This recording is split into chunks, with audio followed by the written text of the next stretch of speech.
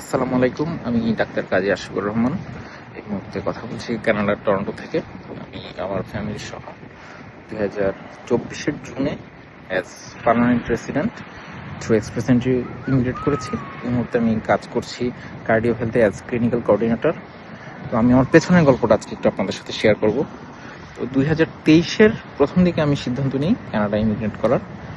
তো এরপর আমি নিজে কিছু ঘাটাঘাটি করেছি, কিছু কনসালটেন্সি ফার্মে যোগাযোগ করেছি। এর মধ্যে মানাফ কনসালটেন্সি ছিল একটা। তাদের সাথে কথা বলার পর আমার কাছে মনে হয়েছে যে তাদের ওই বেসিক নলেজ এবং ওই প্রসিডিউরটার সম্বন্ধে খুব ক্লিয়ার আইডিয়া আছে কিভাবে একটা ইমিগ্রেশন প্রসেস কমপ্লিট করতে হয়। সেজন্যই তাদের সাথে আমি আমার ইমিগ্রেশন প্রসেসটা কমপ্লিট করার ডিসিশন নিই।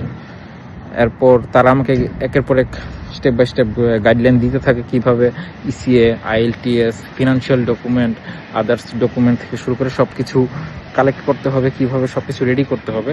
তাদের গাইডলাইন অনুসারে আমি কাজ করতে থাকি এবং তাদের সার্ভিসটা আমার কাছে বেসিক্যালি খুব ভালো লেগেছে। তারা সবসময় অ্যাভেলেবল এবং খুব ডেডিকেটেড টিম তাদের একটা আছে।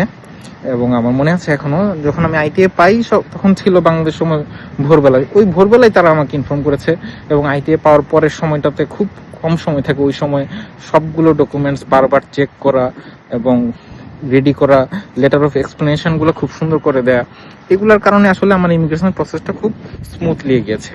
তো তাদের কাছে আমি এই জন্য কৃতজ্ঞ। আপনারা যারা কানাডা আসতে ইচ্ছুক, তাদের মিনিমাম 2 বছরের ওয়ার্ক এক্সপিরিয়েন্স আছে, মিনিমাম ব্যাচেলার্স আছে, তারা তাদের সাথে চাইলে খুব সুন্দরভাবে প্রসেসটা কমপ্লিট করতে পারেন। আপনাদের সবার জন্য শুভকামনা, আমার জন্য সবাই দোয়া করবেন।